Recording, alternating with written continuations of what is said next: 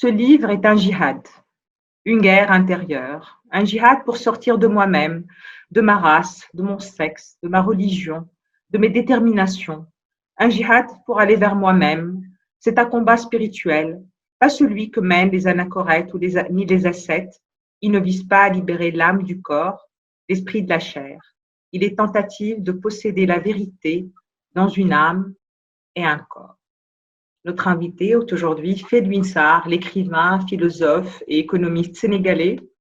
Nommé en 2018 par l'Élysée en tant qu'expert pour la restitution du patrimoine africain, il publie la même année Restituer le patrimoine africain, qui reprend le contenu du rapport remis en novembre 2018 au président de la République française. Felwine Sarr est l'auteur d'Afrotopia, critique très commentée de l'afro-optimisme. Notre invité est aussi musicien. Bonjour Felwine Sarr, ravi de vous avoir avec nous aujourd'hui. Bonjour Maya, et merci pour l'invitation. Felwine Sarr, se penchant pour l'introspection reflétée par l'exergue de l'émission tirée de votre ouvrage Daïj, vous dites qu'à 15 ans déjà, vous aviez une inclination pour les questions relatives à la religion, à la spiritualité.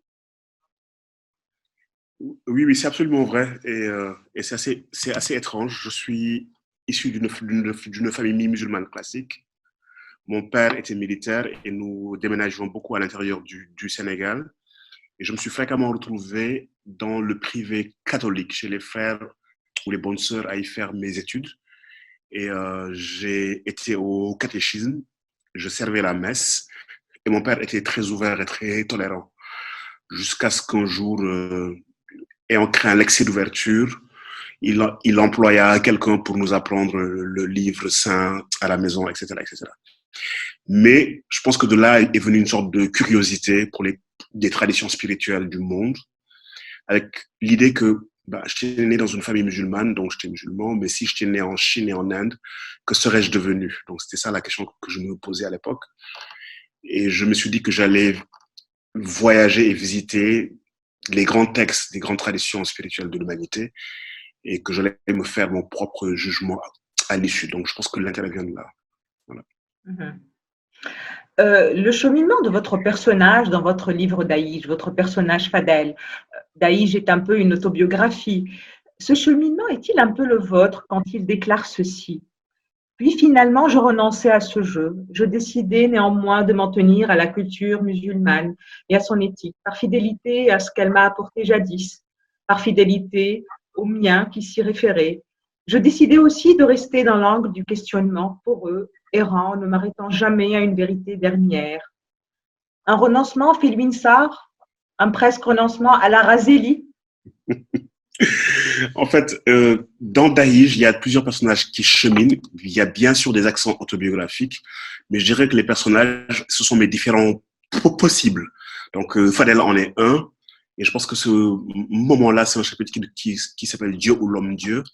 Mm-hmm. Son itinéraire spirituel est raconté, donc de la foi à l'athéisme, de l'athéisme à la mystique, de la mystique au retour à l'attachement à une tradition. Mais je dirais qu'il n'y a pas de renoncement parce que l'idée, c'est quand même de rester toujours dans l'angle du questionnement et poreux à tous les souffles. Donc, la station, c'est la tradition, c'est une tradition qu'on choisit. Donc, on choisit donc d'y stationner, mais en restant dans la quête et en restant dans l'angle de l'interrogation. Donc, je dirais que, voilà. Donc, il y a un chemin qui a été fait. Il y a un retour vers une tradition, mais il y a quand même une ouverture à ce qui peut advenir, quoi. Vous-même, vous êtes dans ce questionnement aujourd'hui? Non, d'ailleurs, j'ai un ancien texte, donc oui. Je pense qu'il a retracé tout un cheminement avant que je n'y arrive.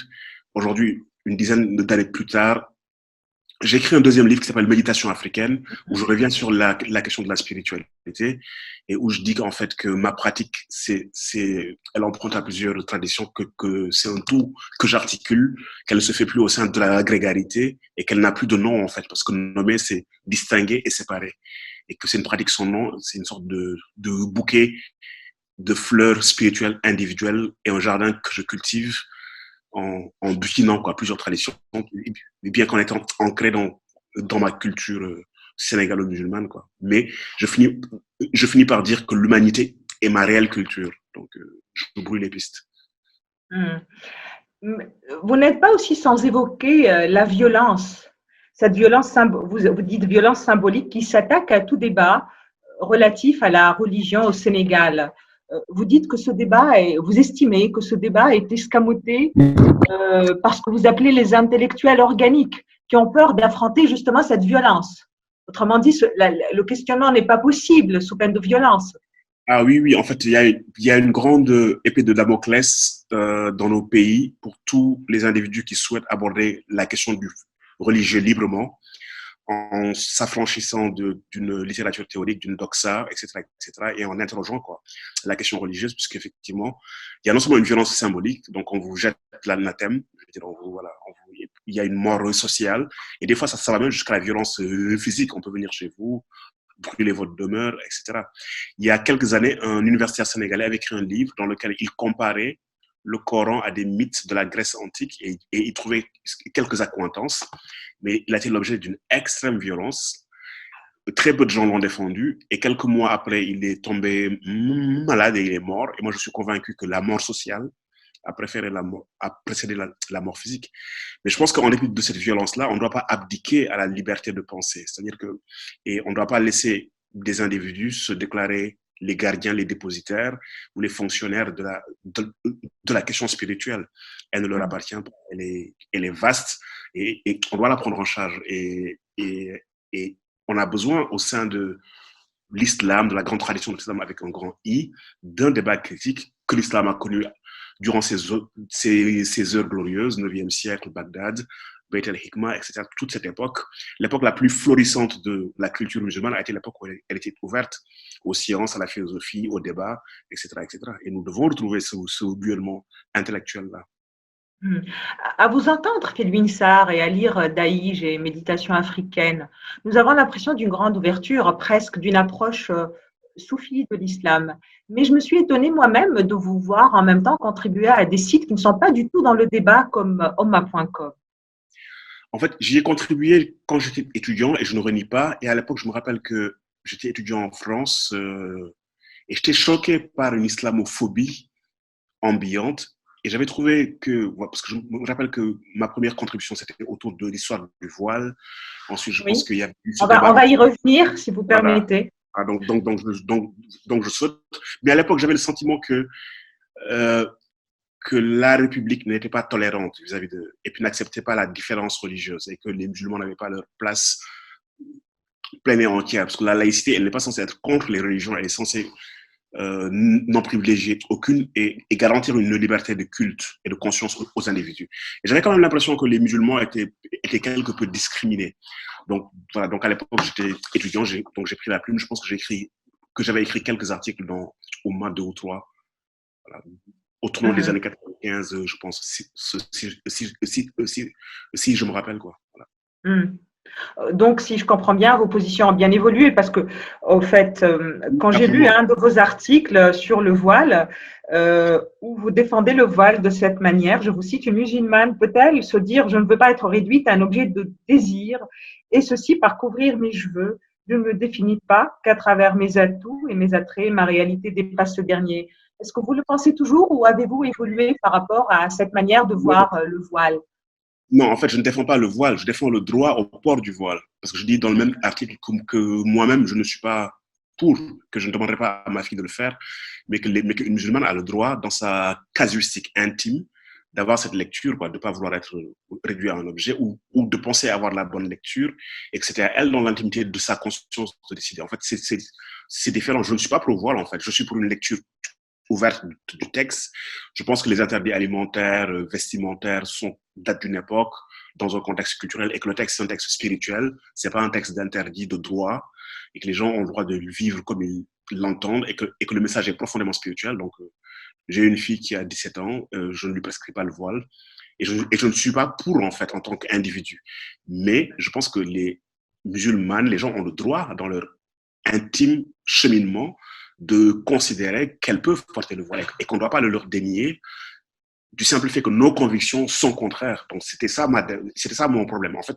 Et ce qui était drôle, c'est que quand j'étais au Sénégal, je voyais de plus en plus de filles voilées et je trouvais que que l'islam dit négro-africain avait été très tolérant, très ouvert, et j'avais le sentiment qu'il y avait un islam wahhabite qui prenait le pas, et c'était quelque chose qui m'interrogeait, et je me retrouve en France en situation de minorité, et là j'ai le sentiment que justement, quoi, cette minorité musulmane en France n'a pas accès au libre exercice de sa pleine liberté de conscience, et dans ce contexte où les jeunes filles ne pouvaient plus aller à l'école républicaine parce qu'il fallait qu'elles enlèvent leur voile, j'ai trouvé que c'était une violence inouïe sur elles. Et c'était ça mon propos. La liberté était de le mettre et de se fonder sur sa propre lecture, quoi, donc de la source. Mais défendre ainsi la liberté de le mettre n'est pas légitimer la pensée de ceux qui disent que ne pas le mettre, les femmes qui ne mettent pas le voile, sont réduites à un objet sexuel. Donc, ça rejoint les réflexions les moins ouvertes, en fait, parce qu'il y a une intériorisation, un travail d'intériorisation contrainte qui a été faite sur des millénaires, comme celle faite sur les Africains dont vous parlez dans Afrotopia, pour se convaincre qu'ils sont inférieurs. Je vais revenir sur le texte, mais si mes souvenirs sont bons, je pense qu'il y a une pluralité d'arguments, en fait. Et je pense qu'il ne faut pas s'arrêter sur ce passage-là. Je me rappelle qu'on parlait de liberté à la fin, si je me souviens bien, qui serait une émeute. Oui, vous dites qu'on est libre de son corps. On pourrait que les gens scarifient bien leur corps, que personne n'intervient. Voilà. Alors que non, Felwine Sarr, il y a eu par exemple une commission parlementaire en France sur les scarifications. Le suicide est interdit. On pourrait de la même manière défendre l'excision. On n'est pas toujours libre de son corps. La liberté de son corps doit obéir à un socle commun de valeurs. Oui, mais en fait, entendez-moi bien, quoi. C'est-à-dire que je ne suis pas un défenseur des arguments pour mettre le voile. C'est-à-dire que je dis qu'elles ont le droit de le mettre en se fondant sur leur propre lecture. Et ça, c'est totalement différent. Et ma conviction intime, c'est un rapport libre au texte, c'est un rapport libre à la religion et à la spiritualité. Donc, c'est ça ma conviction. Mais je ne considère pas qu'au nom de ses propres convictions à soi, on doit empêcher les autres d'avoir les leurs et de les exprimer tels qu'ils le pensent, qu'on doit le faire, si tant est qu'ils le fassent librement. Donc, c'est une position délicate, mais c'est ce que je crois profondément, quoi. C'est-à-dire que ce que je crois, donc ça m'engage, mais je n'ai pas à projeter sur autrui ma propre vision et entrer dans l'intimité. Il y a une sorte d'effraction à vouloir régenter quelque chose qui relève quand même du choix intime de l'individu, et quels que soient ses propres arguments à soi. Et ça, pour moi, il y a deux différences. C'est-à-dire que mon idéal serait une société plurielle, pluriconfessionnelle, où chacun vit ses convictions comme il le pense, dans la liberté et dans le respect de l'autre. Et que nul ne vienne imposer à un individu ou une femme un choix dans un sens comme dans l'autre. Donc, c'est ça ma profonde conviction. Après, ce texte, je pense que je ne l'ai pas relu depuis plus de 10 ans. J'ai un vague souvenir. Mais si je me souviens bien, je pense que j'y évoque plusieurs aspects et je pense qu'il ne faut pas s'arrêter sur ce point-là, en fait. Justement, un autre aspect, dans le même article, vous soutenez que le problème du voile peut être débattu entre musulmans, mais que son débat par l'Occident relève d'un européocentrisme souvent méprisant ou insultant. Cette défiance envers le Nord, l'Occident, certains ont pu vous la reprocher à l'occasion de vos travaux sur la restitution du patrimoine africain. Le Figaro a parlé d'idéologie culturaliste anti-occidentale. En fait, c'est un faux procès. Et en fait, c'est ce que j'appelle le witch hunt. C'est-à-dire que ça fait plus de, je sais pas combien d'années que je m'exprime, que j'écris, romans, essais, etc. J'ai moi-même fait mon université en Occident. Et ce que les gens ne savent pas, c'est que quand j'étais enfant, à l'âge de 5 ans, mon père a fait son école d'officier en France, à Strasbourg et à Versailles. J'ai commencé l'école là-bas et j'ai vécu quelques années avant de rentrer au Sénégal. Donc, à un moment donné de ma vie individuelle, j'avais vécu autant d'années en France qu'au Sénégal. Je n'ai aucun anti-occidentalisme. Mais ce que je sais, c'est que ce soit dans Afrotopia ou dans et puis le Figaro, c'est un journal, on ne peut pas dire que c'est un journal très progressiste. Je veux dire, ils avaient un parti pris clair durant la restitution, ils étaient anti-restitution et tous les arguments étaient bons pour disqualifier les autres. Donc mais ça, on l'a vécu comme durant une année, Bénédicte de Savoie et moi. Et je pense que même au bout d'un certain temps, je veux dire, il y a eu des individus qui ont essayé de me faire passer pour un partisan des indigènes de la République. Et il y a eu des gens qui ont fait un portrait dans le monde pour démonter cela, quoi, en revenant sur mes travaux et sur l'expression de ma pensée depuis de longues années. En fait, ce que je trouve intéressant, c'est que souvent, quand on est né dans le débat, il arrive un moment où le débat n'existe plus, en fait. C'est-à-dire que lorsqu'on n'a pas assez d'arguments sérieux pour faire face, on s'attaque à l'individu et puis on essaie de le peindre. Chez Sarr, justement, en parlant d'arguments, ils ont présenté un argument, par exemple, ils ont dit, voilà, Felwine Sarr a intégré même les dons faits au musée après 1960 dans la restitution comme étant de la spoliation indirecte. Non, mais c'est pas vrai ça. C'est absolument pas vrai.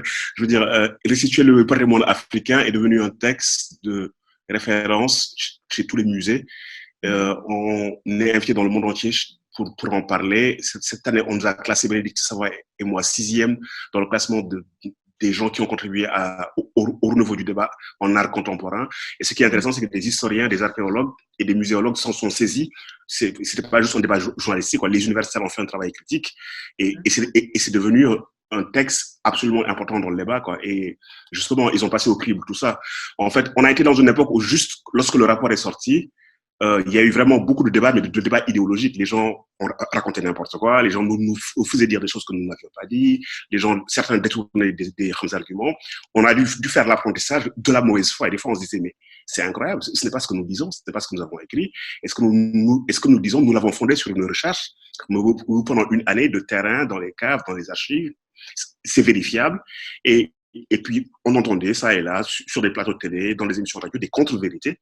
Et c'est là où la chose que j'ai apprise, en fait, c'est que vous pouvez faire un travail sérieux, scientifique, et que des gens se lèvent un matin et débattent de toute autre chose de ce que vous avez fait, et qu'un certain nombre de gens ne prennent même plus le temps de revenir au texte, se basent sur des articles que certains ont écrits. Des gens peuvent détourner vos propos, et ça fait partie de la guerre sans éthique, quoi.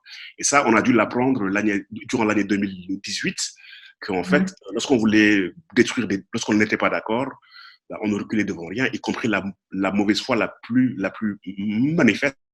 Mais heureusement, avec le temps, ça s'estompe. Et les gens sérieux reprennent le texte, les scientifiques font un travail sérieux, font des rapports dessus, écrivent des articles de recherche, vérifient les sources, etc. etc. Le rapport Nord-Sud quant à la disparition des œuvres africaines, est-il aussi simple, Felwine Sarr? Non, Parce non, qu'il y a eu quand même commerce par certaines tribus africaines, liquidation de tout art figuratif interdit par l'islam. Avez-vous essayé, par exemple, de mesurer scientifiquement l'étendue de la spoliation par rapport à ces manières de faire? Mais on l'a mesuré. En fait, ce n'est pas simple. On ne peut pas dire que c'est simple. Et puis, on n'a pas eu un traitement simpliste. C'est-à-dire que ce qu'il faut admettre et qui est une réalité pour le cas de la France, le Quai Branly, c'est 300 000 objets qui viennent du monde entier, 90 000 que nous avons comptés, au moins de l'Afrique subsaharienne, de l'Afrique, 70 000 de l'Afrique subsaharienne, et 66% de ces objets sont rentrés entre 1885 et 1960, durant le temps colonial. Ensuite, le tiers restant est entré après. Il y avait plusieurs gestes d'appropriation. Il y avait le vol, la spoliation, les butins de guerre militaire, les campagnes militaires, Alfred Dodds, au Bénin, au Mali, la mission Labouré, etc., etc. Il y avait des missions dites scientifiques, donc celle de Griol, la mission Dakar-Djibouti. Non, c'était pas Griol, oui, c'était Griol. Et puis il y avait des dons sur le marché des arts, et puis il y avait de l'achat, du don et de la vente. Alors notre travail a été d'essayer d'estimer, avec les données que nous avions, les proportions des uns et des autres. Et en disant, voilà, les objets dont on sait avec certitude qu'ils ont été pris sans le consentement de la population, parce qu'ils ont été spoliés, pris par une compagnie militaire, il faut les rendre. Les objets qui ont été donnés et achetés en bonne et due forme, ils restent dans les musées. Les objets qui ont été collectés par des missions dites scientifiques, on a été lire les textes, l'Afrique fantôme de Michel Léris, les secrétaires des missions tenaient des journaux dans lesquels ils explicitaient les conditions de la prise des objets, et ces conditions étaient absolument violentes, sans consentement, des vols dans les cimetières, la nuit, de l'intimidation, etc. etc. Ces objets, s'ils étaient demandés, ils pouvaient être rendus. D'autres objets ont été vendus, on a été voir les prix. Quand un objet coûtait 200 francs sur le marché de l'art, il était vendu 12 francs. Avec 12 francs, on pouvait acheter 7 œufs. C'était une vente à un prix qui n'était pas un prix équitable. Et si on fait l'analogie avec ce qui s'est passé durant la Seconde Guerre mondiale, où des Juifs fuyant pour leur vie, étant en condition de vulnérabilité, ont vendu des tableaux de maître de famille à des prix dérisoires. Après la Seconde Guerre mondiale, les ayants droit, lorsqu'ils les ont réclamés au musée, ils leur ont rendu parce qu'on considérait qu'on était dans une condition d'asymétrie structurelle et que même la vente, on pouvait interroger est-ce qu'elle était faite à un prix. La colonisation, c'est une asymétrie structurelle fondamentale dans laquelle tous les rapports d'échange, les rapports que l'on veut peuvent être interrogés sous le signe de la domination. Et on a essayé de faire un travail fin, de dentelle, mais malheureusement, ceux qui étaient contre ce travail caricaturer les propos et ne voulait retenir que oui, c'est compliqué, c'est pas aussi simple que ça, mais nous le savons que c'est compliqué. Et il y a des objets pour lesquels il y a une zone grise, on ne sait pas. Et puis on a indiqué dans le rapport que ce genre d'objet-là, nous ne savons pas, mais les proportions, elles étaient claires. Et ça, il n'y a aucun doute là-dessus. Je veux dire, on n'a pas péché par excès de simplisme. Nous, on est des chercheurs, on connaît la complexité. Et quand on entrait dans ce travail-là, en tout cas, moi, j'avais aucun préjugé. Ce qui m'intéressait, c'était de voir qu'est-ce que la recherche allait dire. Et ma conviction était de décrire exactement les résultats de la recherche, parce que je suis entré sans aucun préalable et sans aucune idéologie au début. Mais l'appropriation culturelle telle que vous la défendez, n'étrique-t-elle pas l'universalité de l'art? À qui appartient l'art? Oui, bien sûr, l'art est universel, mais le problème de l'universalité, c'est qu'on veut bien que l'art soit universel quand les tableaux et que les objets sont à Paris, Londres et Berlin, et l'art devient moins universel quand les objets sont à Bamako, au Bénin et en Côte d'Ivoire. C'est ça le problème. Je veux dire, il devrait être autant universel. Le fait que l'art soit universel et que finalement ça soit un patrimoine de l'humanité, je suis entièrement d'accord, mais il se trouve que certains objets sont liés à des cultures, à des cultes, à une identité, et que vous vous rendez compte si toutes les peintures des églises françaises se trouvaient à Dakar, et que les jeunes Français, il y a eu une convention à Faro en 2005 qui disait que les jeunes Européens ont droit à leur patrimoine. Les individus ont besoin de se dire dans le temps, de se dire leur histoire, d'avoir des repères physiques, du génie de leurs ancêtres, qu'une proportion circule dans le monde, bien sûr, mais que l'essentiel soit en dehors du continent et que des miettes soient sur le continent, c'est un déséquilibre qui ne peut pas être justifié par un principe d'universalité. Et en plus, les Africains n'ont pas le droit d'avoir des visas pour aller visiter ces objets dans les musées occidentaux. Je veux dire, ils n'ont juste même pas. Leur patrimoine culturel est dans le sillage justement de cette polémique, s'est posée même la question des conditions de conservation par les musées africains, le pillage dans les musées africains. Ça relevait de ce que j'appelle la généralisation du pire. C'est la première question que nous avons abordée. On a été voir, on a fait une cartographie, on a découvert qu'en Afrique subsaharienne, il y avait plus de 500 musées. Et je vous avoue que j'étais le premier surpris, tellement j'étais habité par ce que j'entendais, quoi. Il n'y a pas de musée en Afrique, on pille les objets, etc. Lorsqu'on a fait la recherche, on s'est rendu compte que non seulement il y avait énormément de réceptifs, qu'il y a des pays qui avaient entre 30 et 50 musées, que des pays comme l'Afrique du Sud, le Nigeria, le Kenya, la Tanzanie, le Sénégal n'avaient rien à envier. Nous, on avait un nouveau musée flambant neuf des civilisations noires, 30 000 mètres carrés, une capacité de 18 000 objets, etc., une vingtaine de musées dans le pays. Et qu'effectivement, il y a eu des endroits où des objets ont été spoliés, mais dans les musées occidentaux, les objets disparaissent. J'étais à Nantes une année, le cœur d'âne de Bretagne a disparu au musée de Bray. J'ai essayé de regarder le nombre d'objets qui étaient volés au Louvre, mais c'était significatif. Et jamais vous n'entendrez quelqu'un dire, ils ne peuvent pas garder parce qu'on vole des objets là-bas. On vole des objets dans les musées. Mais pas de la même manière. Je ne sais pas si non, c'est ça. Je vais vous donner un exemple. Par exemple, le pillage est devenu systématique en Afrique à tel point que l'UNESCO a dû intervenir pour établir des techniques de sauvegarde. Il y a eu même une résolution, la résolution 42.7 en 1987. Je vais vous donner un exemple que vous connaissez très bien. Un musée sénégalais, l'IFAN aujourd'hui, Théodore Monod. Sur les 20 000 pièces du fond, 10 000 pièces ont été subtilisées. Je vais vérifier. C'est-à-dire que ça, parce que je connais dans le livre Le Nouvel Or Noir de Philippe Bach. Parce que le directeur du musée, je le connais, je travaille avec lui presque régulièrement. Je prends cette information et j'irai la vérifier. Elle m'étonne fortement. En fait, que l'Afrique ait été pillée, que des gens aient acheté des objets vendus sur des marchés, sous le manteau, etc., et qu'il y ait une résolution même de l'UNESCO pour empêcher le trafic des biens illicites, c'est un fait. Partir de là et dire que les musées en Afrique, c'est des passoires et qu'on pille la moitié, En tout cas, ce ne sont pas ce que nos recherches nous ont montré, parce que nous, non seulement on a fait une recherche documentaire, mais on a été sur le terrain. On a visité beaucoup de pays du continent, on a été dans les musées, on a été dans les musées traditionnels, on a été dans les musées dans les villes, on a regardé les conditions de conservation, on a discuté avec les conservateurs, on leur a demandé quels étaient leurs manques, quels étaient leurs besoins, etc. On a été au Mali, on a été au Cameroun, on a été au Sénégal, on a été au Bénin, etc., etc. On a pris une année parce qu'on savait très bien que cette question était délicate et il fallait que l'on se fonde sur une vraie recherche et pas sur une littérature qui avait totalement rangé l'Afrique dans le territoire des ombres, etc., etc.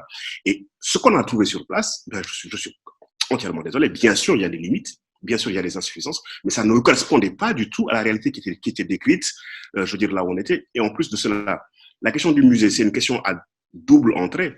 La première question, c'est de dire oui, est-ce que les musées ont des capacités de conservation? Si elles ne les ont pas, il faut qu'elles les construisent. Et il faut bien conserver les objets. Nous sommes d'accord. Mais la deuxième question, c'est est-ce que les objets doivent aller dans des musées forcément? Parce que la muséologie occidentale, elle est née au 19e siècle. Le musée est un régime de patrimonialisation. C'est-à-dire que c'est une forme d'habitat, c'est une écologie de l'objet. Quand on a été au Cameroun, dans l'Ouest, on s'est rendu compte qu'il y avait des musées traditionnels, qu'il y avait des cases patrimoniales, et que les objets pouvaient être dans une pluralité d'endroits en fonction des fonctions sociales, rituelles, spirituelles, culturelles, esthétiques, et qu'il y avait plusieurs rapports au patrimoine qui n'étaient pas tout mettre dans un musée, et que le patrimoine pouvait être disséminé dans le corps social et avoir une fonction intégrative.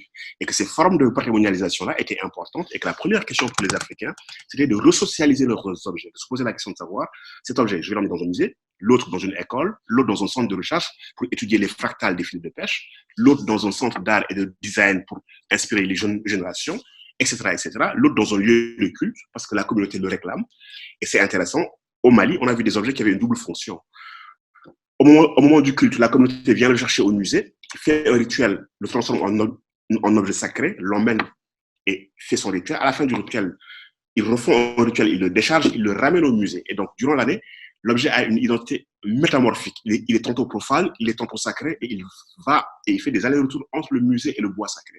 Et on s'est rendu compte qu'en fait, les régimes de patrimonialisation des sociétés africaines étaient tellement riches, étaient tellement plus riches que le musée, que la question du musée, en fait, était une question fondamentalement piège. Parce que la question, elle disait, est-ce que vous êtes capable de reproduire, pour des objets qui sont issus de vos cultures, le dispositif que nous avons créé, nous, pour les conserver avec nos catégories?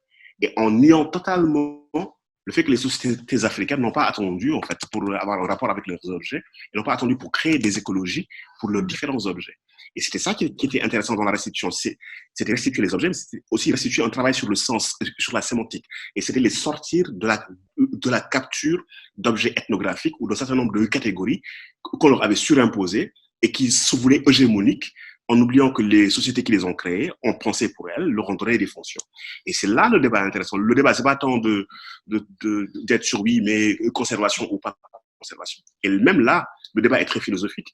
Beaucoup de sociétés africaines ne conservent pas les objets durant toute leur vie. Les objets ont un cycle de vie. Ils naissent, ils grandissent, ils meurent. Certaines sociétés les enterrent au bout de 10 ans, enterrent leur masque pour les régénérer. Et les objets sont insérés dans le cycle de vie. Et l'idée de la permanence, de la monumentalité, l'objet qui doit rester temps, c'est une idée qui est issue de ces cultures-là. Et toutes ces catégories-là, qui semblent évidentes, ben, on a été obligé de les interroger et de nous rendre compte qu'en fait, les choses n'étaient pas si évidentes que ça.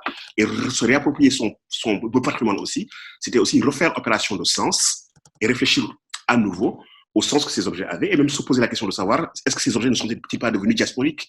Est-ce qu'ils n'ont pas maintenant plusieurs régimes de sens qu'ils ont incorporés? Et comment est-ce qu'on traite un objet qui est devenu diasporique? Donc les questions sont autrement plus intéressantes que la problématique des musées, de la conservation, etc. En parlant de sens, ce qui est intéressant dans votre approche, c'est que vous appréhendez la restitution non pas en tant que déplacement technique, mais en tant que nouvelle éthique relationnelle. Oui. Oui, on a même proposé, parce qu'en fait, lorsqu'on a discuté avec beaucoup de directeurs de musées du continent africain, on leur a demandé, mais vous, est-ce que vous voulez que les objets reviennent? Ils ont dit non, on veut que certains objets reviennent. Et quand ils nous donnaient les proportions, on était surpris. Ils ne voulaient pas récupérer beaucoup d'objets. Ils avaient des milliers d'objets en France, ils voulaient en récupérer des dizaines, au maximum des centaines, même pas plus d'une centaine. Et ils nous disaient, nous, en fait, ce qui nous intéresse, c'est qu'il y a certains objets bien précis que nous voulons avoir dans les collections ici, mais les objets, nous n'allons pas les emprisonner, nous allons les faire circuler. Et le sens de la circulation sera Afrique, Europe, mais c'est le droit de propriété qui nous intéresse parce que eux, lorsqu'ils détiennent nos objets, c'est eux qui décident lorsqu'ils nous les prêtent ou pas, et c'est eux qui décident de la durée et du sens de la circulation. Si nous retrouvons la propriété sur notre patrimoine, mais on peut leur laisser là-bas. Et de temps à autre, lorsqu'on a besoin d'un certain type d'objets pour des expos, les prendre, mais le reste, on les laisse circuler parce qu'on a envie d'avoir une présence culturelle dans le reste du monde. Il y a même des gens qui ont proposé qu'il y ait des dispositifs en 3D pour qu'il y ait des répliques, pour qu'il y ait des, voilà, pour que l'absence de certains objets soit remplacée par une présence virtuelle. Il y avait plein de dispositifs qui, en fait, indiquaient que l'intérêt, c'était une autre éthique relationnelle, c'était une autre économie de l'échange. J'ai été plus fort que toi pendant une époque historique. J'ai pris tes objets, je les ai amenés chez moi parce qu'ils ont même théorisé la spoliation. C'est-à-dire qu'on a vu des textes dans lesquels ils disent, dans lesquels certains individus disent que si vous vainquez un peuple, il faut lui prendre ses œuvres de création pour l'empêcher de se reconstruire spirituellement, ou il faut lui imposer l'humiliation de la présence de vos objets, de ces objets dans vos capitales. Et ça a été une problématique européenne. Napoléon Bonaparte qui a spolié tous les pays d'Europe. Et il y a eu un débat à partir de l'année 1815 où l'Allemagne, l'Italie voulaient que les Français leur rendent leurs objets. Ils ont théorisé que Paris était la capitale libre de la liberté. Donc les objets, ils les prenaient des tyrans et qu'ils les emmenaient dans un lieu libre, etc., etc. Et les Italiens ont demandé qu'on leur ramène leurs objets, leurs peintures religieuses. Lorsqu'ils sont revenus, ils ne les ont pas remis dans les églises, ils ont créé le musée du Vatican pour les mettre là-bas parce qu'ils ont estimé que les objets avaient été profanés, les Allemands, etc., etc. Et dans ce débat-là, lorsqu'on l'a regardé, c'était les mêmes arguments qu'on nous resservait 2 siècles après.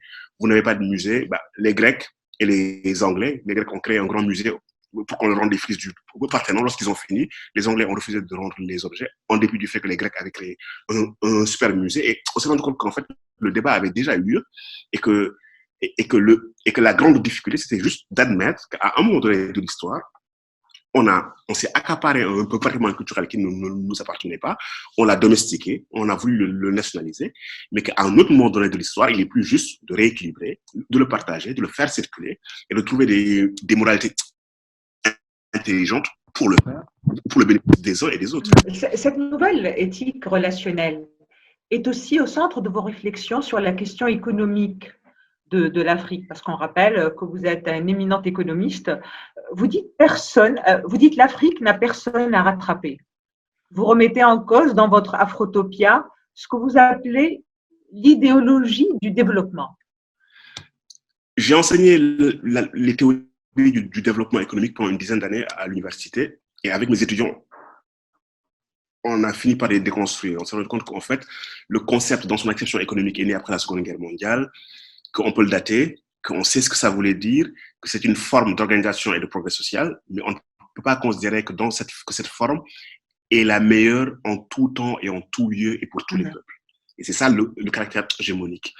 Elle a fonctionné, elle est née d'une histoire bien particulière, une histoire économique, sociale, culturelle, et on a voulu la répliquer sans prendre en compte les histoires sociales, économiques et culturelles des autres lieux. C'est ça le vrai problème. Et le concept est devenu tellement hégémonique qu'il englobe tout l'imaginaire du bien-être et du progrès. Et quand vous dites à quelqu'un développement, la personne pense infrastructure, progrès économique, progrès social, et toutes les aspirations vertueuses de l'humanité à un moment donné peuvent être résumées sous le concept. Alors que ce n'est pas vrai. Alors que ce concept-là, il a une historicité, c'est une production et on peut voir en quoi il a des présupposés idéologiques. Et donc, du coup, les nations africaines qui recouvrent leur souveraineté internationale durant les années 60, au lieu de se fonder sur leurs ressources, leur vision du monde, leur culture, etc., pour créer un bien-être économique, se sont mis à imiter un modèle dont ils n'avaient pas tous les éléments pour que le modèle fonctionne chez eux, et un modèle qui ne s'inscrivait pas dans leur substrat culturel. Et on a vu le résultat, ça n'a pas marché en fait. Et ça ne marchera pas en fait tant que l'économie n'est pas réenchâssée. Chez les Asiatiques, là où ça a eu l'air de fonctionner, ils ont pris des aspects qui les intéressaient, mais ils ont gardé leur culture de travail, la culture taoïste, etc., etc. Un certain nombre d'éléments absolument fondamentaux chez eux qu'ils n'ont pas niés. Et ils ont intégré les éléments qu'ils estimaient importants. Et c'est ça le problème. Le problème, c'est que mais les Africains ont eux aussi gardé leur culture religieuse, on le voit. Oui, ils l'ont gardé, mais en termes économiques et institutionnels. Mais le développement, vous Oui, oui, reprochez, mais en par termes exemple, la manière de d'institution, quantifier, c'est une manière de quantifier, de se mesurer par rapport aux autres. Pourquoi est-ce qu'on oui, réfuterait non, cette manière de mesurer en fait, ça ne sert qui n'est absolument à pas rien. premier de la classe? Non, mais, non, mais ça ne sert à rien. Nous ne sommes pas dans une course. Les nations, les sociétés humaines ne sont pas parties au même moment, sur la même ligne de départ, vers un point d'arrivée. Je dirais, elles ont des temporalités historiques longues. Certaines ont subi des chocs, d'autres ont subi différents types de soubresauts. L'histoire est non linéaire. On ne peut pas mettre les sociétés sur une ligne de départ et dire, bon voilà, on verra dans 10 ans où est-ce que vous en êtes. Toute chose n'est pas égale par ailleurs. Elles n'ont pas les mêmes tractations factorielles. Elles ne sont pas sous les mêmes climats, sous la même géographie. Oui, mais Elles n'ont pas ils doivent peut-être avoir les mêmes objectifs, non, nourrir leur mais, population, l'accès à l'eau potable, l'accès à l'instruction, non, mais c'est ce que je dis. l'accès au travail. En fait, le refus de rattrapage, ça ne veut pas dire rester dans la misère. Ça veut dire non. Au contraire, il y a une exigence dans Afrotopia que l'Afrique relève ses défis, mais qu'elle les relève de manière intelligente, qu'elle les relève en cohérence avec elle-même, avec ses potentialités. Et c'est ce que je dis, c'est que sa seule urgence, c'est d'être à la hauteur de ses potentialités. Si vous avez une potentialité de 19 en maths, ben, et que vous n'avez aucune potentialité en littérature, je ne vais pas vous demander d'être un génie en littérature, je vais vous demander de réaliser votre potentialité en mathématiques. C'est comme en sport. Si vous êtes un coureur de fond et que vous avez une grande endurance, je ne vais pas vous demander d'être un gars qui fait du saut à la pêche alors que vous ne savez pas sauter à la pêche. L'idée, c'est de vous accomplir au mieux de vos potentialités. Et si l'Afrique accomplit ses potentialités, ben, elle règle ses problèmes d'éducation, de santé, de nourriture, d'économie et son rapport à l'écologie. Et c'est en fait ça, c'est que tout développement est endogène, le développement des Occidentaux est endogène et c'est fondé sur leur potentiel, sur leur vision du monde, sur leur restante économique, sur leurs ressources. Et on demande à des sociétés de vivre des prêt-à-porter sociétaux, de reproduire des histoires qu'elles n'ont pas vécues et d'être dans le régime du mimétisme absolu. Et ça ne veut pas dire qu'on ne doit pas emprunter des autres, mais le fait d'emprunter doit être un choix intelligent. Je regarde chez les autres des procédés qui me semblent utiles, efficaces, bien sûr, je les emprunte. Et l'Afrique, de tout temps, les agriculteurs qui sont sur la même latitude et la même géographie se sont empruntés des techniques, du savoir-faire. Et la question de l'emploi intelligent et de la réappropriation est une question universelle. Toutes les sociétés le font, mais imposer une chape de plomb, un modèle dont les présupposés ne fonctionnent pas dans une géographie et dans une culture, c'est une erreur. Et on paye cette erreur. Et là où il faut être très précis et très complexe, dire cela ne veut pas dire ne pas travailler pour relever ces défis et ne pas sortir de ces difficultés. C'est totalement différent. Je suis quand même économiste et c'est mon travail de proposer des solutions économiques. Donc, Felwine Sarr, vous définissez l'Afrotopia comme une utopie active. Ouais. N'est-elle pas une utopie dans la continuité des utopies des socialistes du 19e siècle qui ont bien imprimé le monde? On va dire aussi que Thomas Sankara a bien essayé et que depuis décoloniser l'esprit de Ngugi wa Thiong'o en 86, les choses n'ont pas du tout bougé. Pourquoi cela bougerait aujourd'hui? Qu'est-ce qui a changé? Parce que l'histoire est en marche, elle ne dort jamais et que il y a toujours une brèche dans le temps. C'est pas une utopie socialiste comme celle des...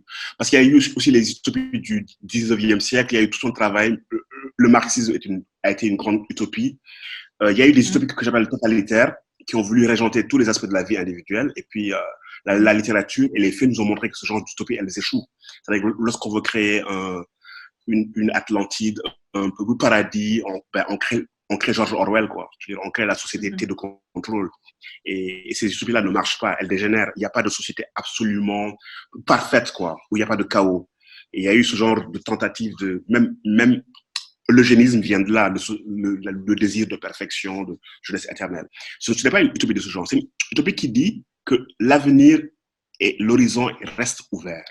Quelle que soit la dystopie, quelle que soit la difficulté du présent, le temps à venir, qui n'est pas encore là, et en tant que nous ne pouvons pas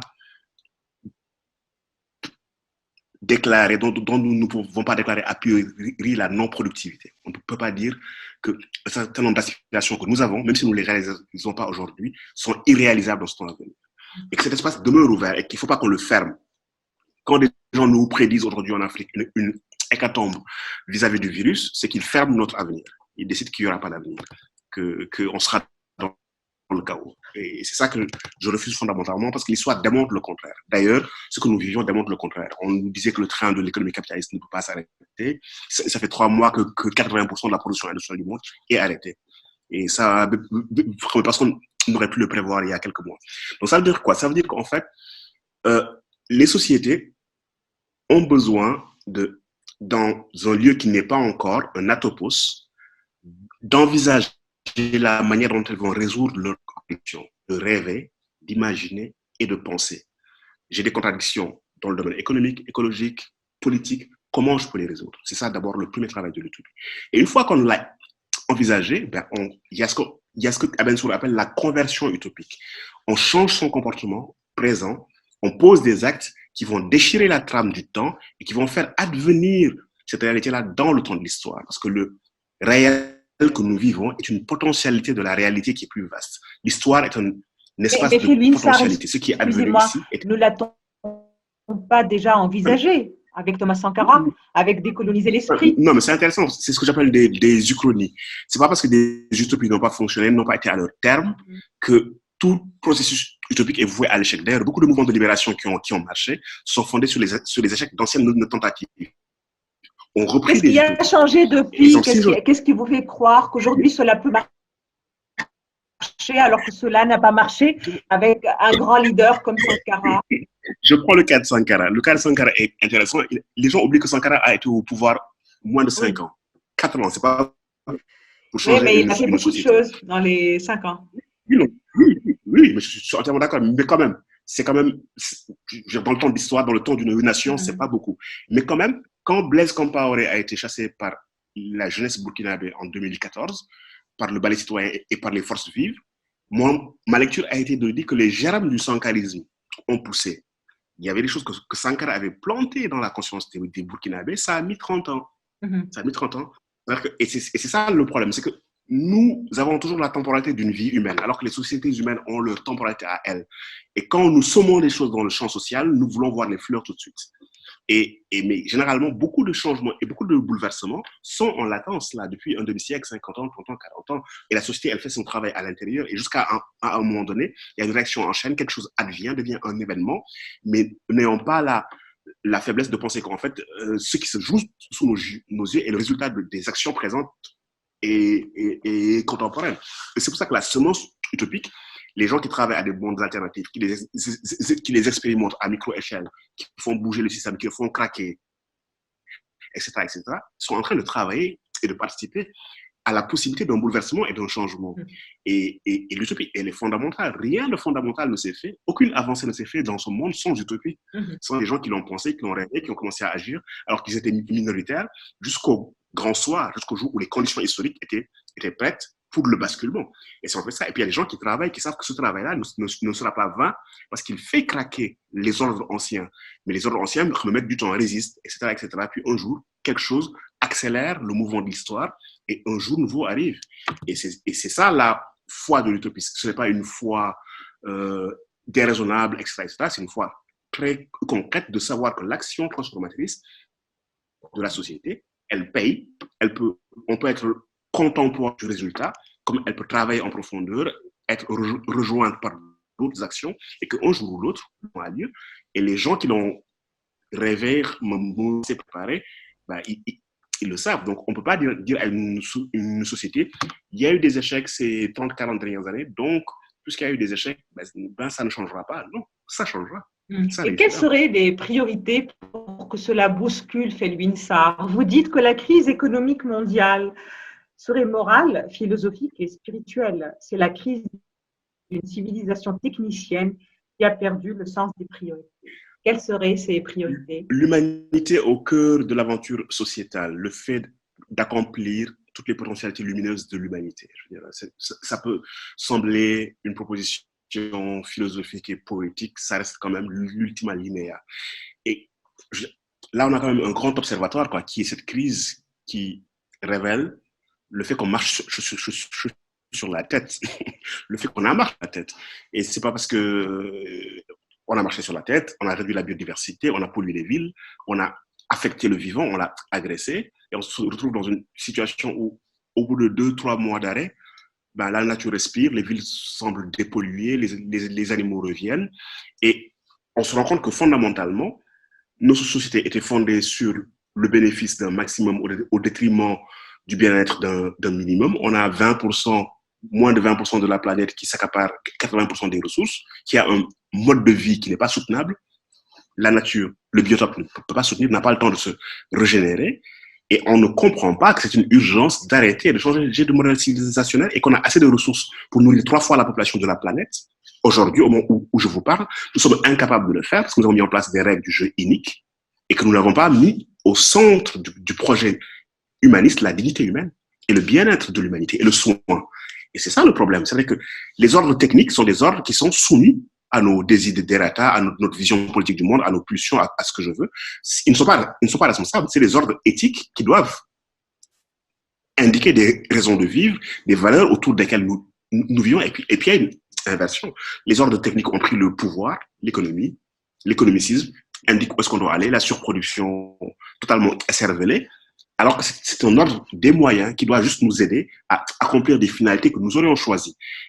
Et depuis le 15e siècle, depuis qu'on a considéré que l'homme était maître, comme le dit Descartes, et possesseur de la nature, et que la nature était un objet et qu'on pouvait l'instrumentaliser et qu'on l'a transformé en ressource naturelle, et que nous avons oublié que nous participions du vivant et que nous devons avoir une place juste dans le vivant, que nous devons articuler des relations de convivialité avec le reste du vivant, que nous devons respecter le vivant qui nous abrite et qui nous nourrit, et que nous ne sommes pas des démiurges, et que nous ne sommes pas les maîtres et les possesseurs de ce vivant-là, et que d'ailleurs, ben, il nous a précédés, il nous a antécédés, et il sera là lorsque nous ne serons plus là, et que nous sommes les derniers arrivés, mais les plus démesurés, les moins sages, et que fondamentalement, c'est une question civique, éthique et civilisationnelle, notre rapport au monde, notre rapport au vivant, notre rapport à nous-mêmes, quoi. Et c'est ça que nous devons fondamentalement interroger et à partir de là, réordonner les priorités, réarticuler la relation entre l'économie et l'écologie, l'économie et le culturel, notre relation avec le vivant, etc., etc. Et nous avons assez de savoir et de connaissances pour faire ce travail-là. Mais nous n'avons pas assez de sagesse et d'humilité pour reprendre une place qui est une place juste dans l'ordre du vivant. Et le problème, pour moi, le plus impérieux, il se trouve là, en fait. Le 30 avril, fait de l'INSAR, et relativement au coronavirus et à cette question posée par TV5 Monde, il y a selon vous une difficulté à reconnaître que des pays africains puissent mieux gérer que les puissances mondiales? Vous répondez ainsi, oui, c'est un racisme structurel qui s'ignore. Qu'est-ce à dire? Si on regarde les données statistiques, parce qu'on est dans un monde qui aime bien les données, on est quand même dans quelque chose d'extrêmement frappant. C'est-à-dire que le continent, c'est un rapport de 1 à 1000, le nombre de contaminés et le nombre de décès. Au Sénégal, on est à 1300 contaminés, on est à 11 décès. L'Afrique est loin derrière. Et on a continué à nous promettre hécatombe sur le continent. L'OMS, réveillez-vous, vous dormez, vous aurez des... Antonio Guterres, je suis certain qu'il y aura des millions de morts. Melinda Gates, bientôt on va ramasser les cadavres dans les rues en Afrique. C'est-à-dire une pléthore de déclarations qui non seulement avaient l'air de ne pas se satisfaire que nous ne soyons pas en train de mourir, parce qu'apparemment on a l'habitude de nous voir mourir, génocide, mort, guerre, etc. Mais qui disaient, bon, vous ne perdez rien pour attendre, en fait. Et on est absolument certain que ce sera l'hécatombe. Ce ne sera pas l'hécatombe, en fait. Déjà, au bout de 2 mois, ça ne l'est pas. Il n'y a pas de raison que ça le soit. Je veux dire, je ne suis pas un devin. Mais si on regarde les données d'un point de vue objectif et la manière dont les choses évoluent sur le continent, il n'y avait aucune raison à ce moment de nous prédire une hécatombe. Et les Africains étaient en train de se battre. Les pays avaient pris des mesures, fermé leurs frontières. Ils n'étaient pas arrogants. Dès qu'ils ont vu la chose venir, ils ont appris des autres. Qu'est-ce qu'il fallait faire? Confiner, pas confiner, état d'urgence, pas état d'urgence, fermer les frontières, fermer les écoles. Alors que certains pays occidentaux, lorsqu'ils ont vu venir de la Chine, ils ont un peu rigolé, un peu goguenard. Ils se sont fait surprendre parce que justement, il y a cette forme de géopolitique des savoirs. Nous sommes ceux qui savons, ceux qui enseignons au monde comment faire. Nous n'apprenons pas des autres. La polémique sur les masques en France est très drôle de ce point de vue-là. Je dirais, les gens savaient que les masques étaient utiles. En fait, il y a cette idée, une sorte de fausse évidence que, de toute manière, si une crise arrive en Afrique, ils sont mal préparés, les systèmes de santé sont vulnérables. Ça, c'est une vérité, ils le sont. Mais que, voilà, ils ne pourront pas gérer parce qu'ils sont en gros incapables, pour résumer. Alors que ce qu'on oublie, c'est qu'en fait, le continent a une grosse expérience des maladies infectieuses et des épidémies. La plus récente, c'est Ebola, bien que ce n'était pas toute l'Afrique, mais l'Afrique de l'Ouest était fortement touchée.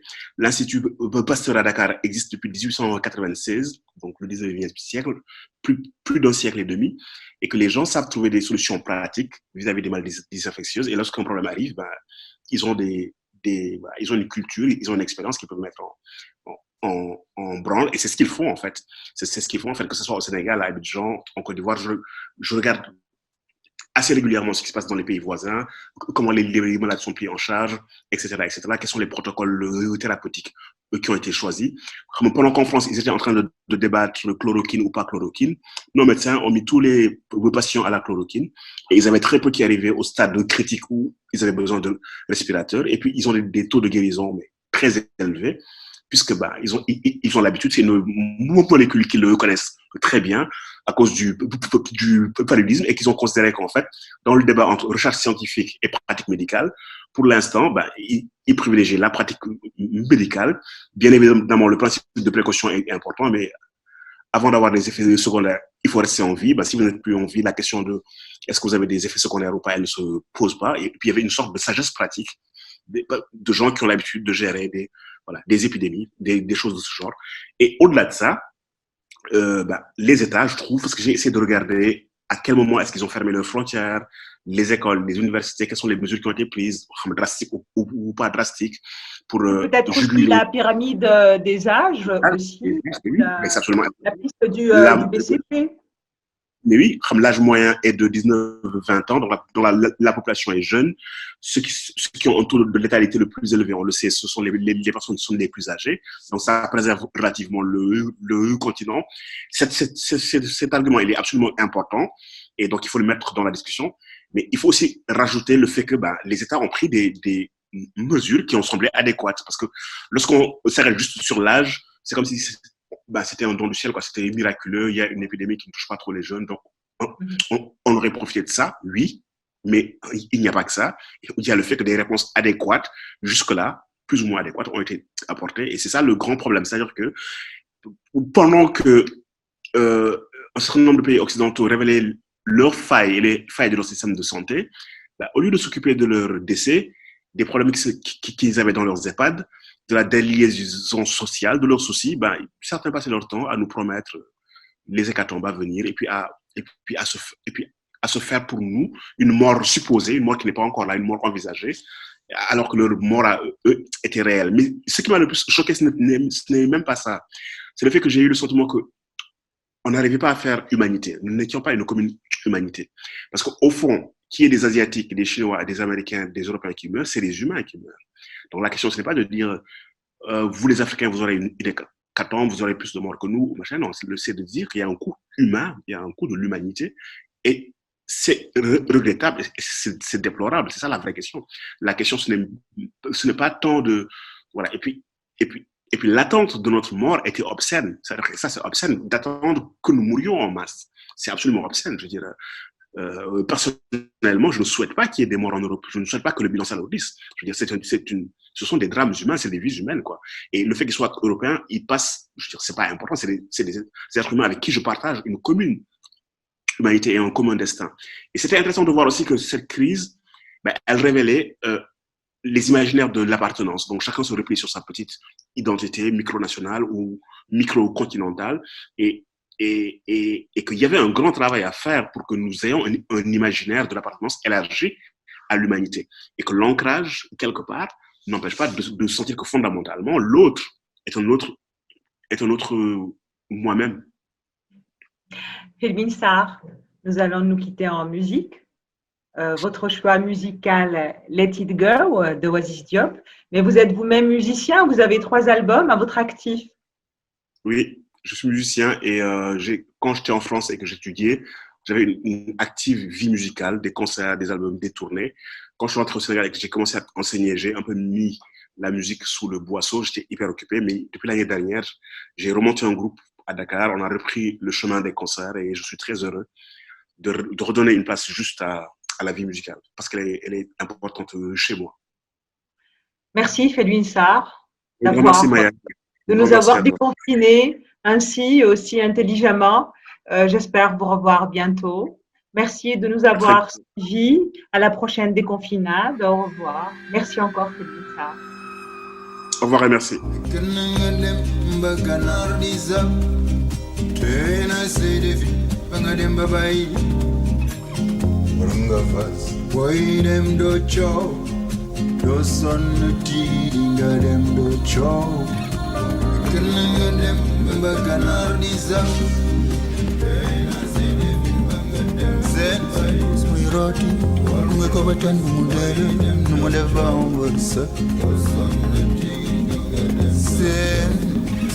a time I had worked out